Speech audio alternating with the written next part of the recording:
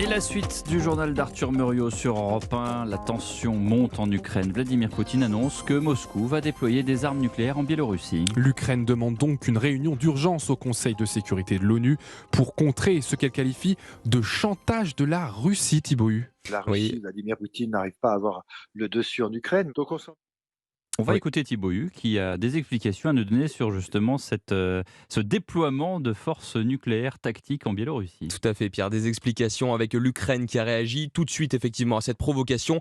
Elle accuse la Russie de prendre le Bélarus en otage nucléaire.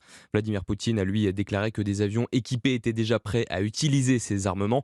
Les équipages seront en formation au mois d'avril et un entrepôt spécial sera achevé début juillet, précise aussi le président russe. Une nouvelle escalade des tensions, mais qui reste relative sur le plan opérationnel, explique Patrick Martin-Genier, professeur à Sciences Po et spécialiste de l'Europe. la Russie, Vladimir Poutine n'arrive pas à avoir le dessus en Ukraine. Donc on sent bien qu'il essaye d'étendre son emprise également sur les pays dits satellites. Il veut montrer que ce pays est prêt à le suivre dans une éventuelle intervention en Ukraine. Pour l'instant, c'est une menace qui reste théorique. Les armes nucléaires tactiques vont arriver, mais on sait très bien qu'une arme nucléaire ne peut pas être utilisée dans ce conflit parce que ça pourrait dégénérer en Troisième Guerre mondiale.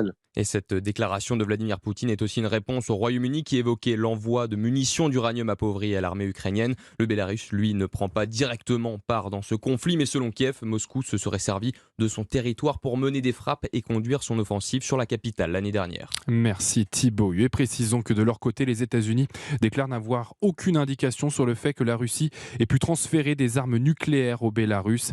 La guerre en Ukraine qui se joue également sur le front informatique depuis le début du conflit. Le nombre de cyberattaques contre Kiev a été multiplié par 5.